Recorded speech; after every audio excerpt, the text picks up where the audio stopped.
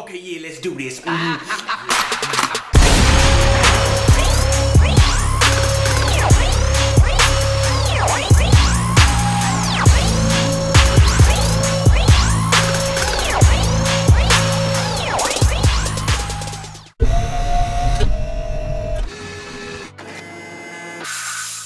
What's up, guys? Welcome back to another TLG gaming topic freaking commentary. Alright, I'm super excited to talk about today's subject. First of all, because my last subject was talking about, my favorite pets in video games. Now, when I finished the video, I freaking posted it. My brother hits me up on my cell phone, and he's like, bro, you forgot to talk about something. And I did. I really did. However, it kind of inspired me to talk about today's freaking subject, which is my 5 favorite unique gaming features, okay? First up is the hit stick from Madden 2008. All of the noobs hated that. But if you were hashtag beast mode at Madden, you freaking loved it. Now, essentially, the hit stick was just a really powerful hit that you got to perform on whoever was running the damn ball. Oh, and when you got hit by it, you felt that shit.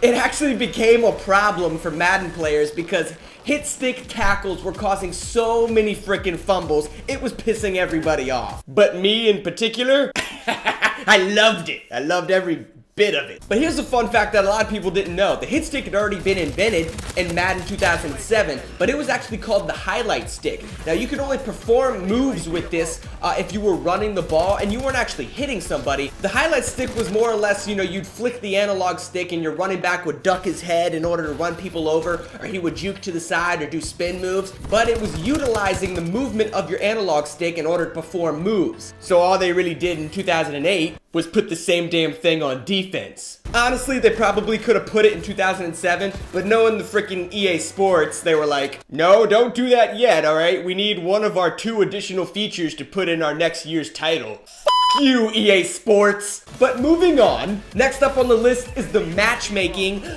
from Halo 2. Alright, now let's get real. There's a big debate going on what had the better matchmaking, Halo 3 or Halo 2. It was Halo 2, bitch.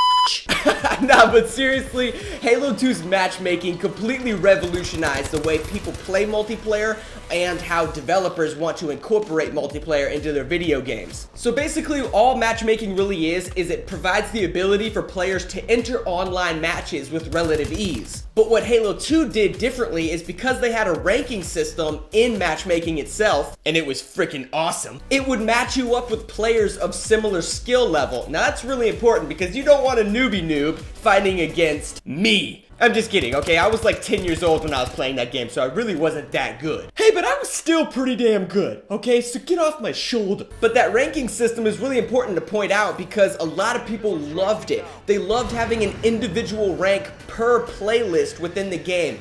Why no other game has done that since then? I have no fucking clue. The other thing that they did very well was create a fantastic social element within the game. Now you gotta remember, this is on OG Xbox, okay, the original Xbox. So there wasn't like, oh, go to the home screen and go to your friends list and blah blah blah. They didn't have any of that. Okay, so slow your roll. But the fact that they incorporated a friends list by simply just pressing the Y button is completely innovative because it just makes playing with your friends really freaking easy and a lot of fun. Which is important because you don't want to get too pissed off when every single person playing is modding their Xbox. You know who you are. Next up is the loadout system from Call of Duty 4 Modern Warfare. Yeah, I know, I think we're all a little bit tired of the loadout system as of right now, but I think we all can agree that Call of Duty individually does a great freaking job of it. Now, they were really the first ones to create a form of customization without actually changing the appearance of your character. Now, I will give credit to Rainbow Six Vegas because you could change the appearance of your character to a vast amount.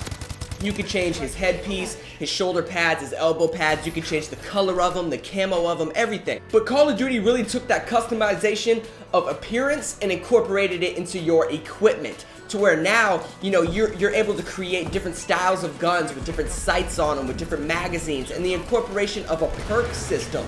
These little extra abilities that might give you an advantage over an opponent. And the biggest thing of all, and one of the coolest things of all, the kill streaks. The first time I unlocked the frickin' attack helicopter as a kill streak, that was a lot of fun. I had a whole lot of fun with that. The idea of being rewarded for whooping everybody's ass is a lot of fun. And Call of Duty was one of the first people to catch on to that. Now, in today's world, you know, what's happening now is you can't create a multiplayer that doesn't reward the player for whooping ass, basically. And so a lot of people are having trouble, you know, kind of incorporating that into their video games without copying Call of Duty. Halo only gets away with it because their fan base is built upon a lot of competitive players that basically just want to say, hey, I have a gun, you have a gun. Let's see who can pwn each other first. It's gonna be me. It's gonna be me that pwns you first. But yes, basically what you've seen over the last 5, 6, 7 years is video games are trying to come out with their own little version of a loadout system, and really they're just copying Call of Duty, and you need to stop. But moving on to our number 2 selection is a video game that came out in December of 2001. That's a hot minute ago. That's like 3 hot minutes ago.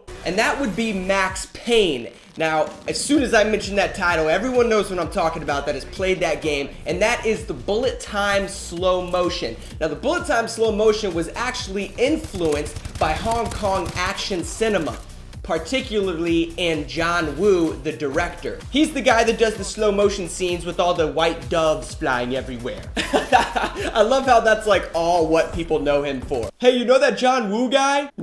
No, I don't know who that is. Oh, it's the dude with the white doves flying around. Oh yeah, I like that guy. So yes, Max Payne was inspired by him, but you know, other games had done slow motion before, but no one had made it, you know, the main selling point to their video game. I mean, basically you could just do slow motion action scenes throughout the whole freaking game, and it created a very cinematic experience. Now, why is that important? Because the Matrix trilogy was being made at the same time. Ooh, talk about some good marketing. I personally think that's freaking brilliant to create a slow motion game the same time that the Matrix is coming out. Regardless, what it did was, you know, every time, you know, somebody came into your room and was watching you play that game, as soon as you started shooting everybody up in slow motion, everyone wanted to know what you were playing, how much it cost, and where do they freaking get it. And that's why to this day that game is sold over 7.5 million copies and is regarded as a huge success. However, now in our number 1 spot, which is the thing that I forgot to mention in my last gaming topic episode, shout out to my brother, Chris Blitzkrieg TLG, for reminding me that I'm a freaking idiot. The gameplay feature that I'm about to mention came out for Sonic Adventure 2 in July of 2001 on the Sega Dreamcast. What the f*** is that? You shut your mouth because the Sega Dreamcast is awesome. So here's the deal. You got to play the campaign as Sonic and go on all of your little adventures, and that was great. But if you got out of the campaign, they had a side game where you got to go to Chow Island. Now, on this place called Chow Island, you got to take care of these little pets that were called chows. Oh, they were so cute. And essentially they acted as virtual pets for you to take care of. Each one of these little chow pets had 5 stat attributes, including running, swimming, flying, power, and stamina. They also had a form of moral alignment that, you know, really projected their personalities towards good or evil. And depending on how you took care of these pets would determine on whether or not they were gonna be good or evil. My little bastard was evil. Very evil, I might add. And all you had to do to raise these little chow pets was on your campaign missions as you were running around with Sonic, you would find these little animals that you would pick up. Now, each animal, again, had those different stats that it represented. Like a cheetah would represent the run stat, or a baby seal would represent the swimming stat. Now, how did your little pets take on the attributes of these? You would feed them to your little chow pets, and they would eat them like little cannibals. But they did it in a really cute way, so that's all that matters. So depending on how you fed your chow and how you took care of it would really depict the way that your chow eventually evolved. And yes, they would evolve. It was kind of like taking care of a little Pokemon. So if your Chow happened to be really fast and it was good, then it would form like a little cheetah tail and have a halo over his head. And the better and better all of your stats got for your individual Chow, you could actually take that Chow and compete in little mini games, like little Olympic mini games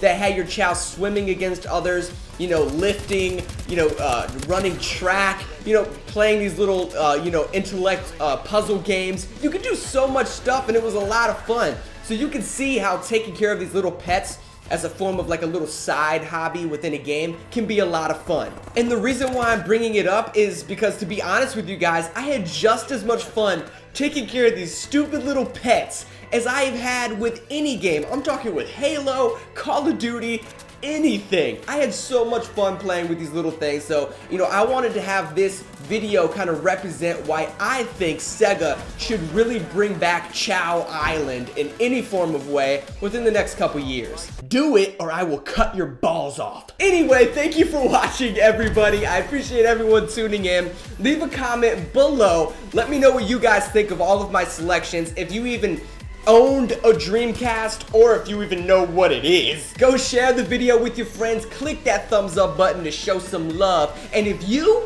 haven't freaking subscribed to Thug Life Gaming already,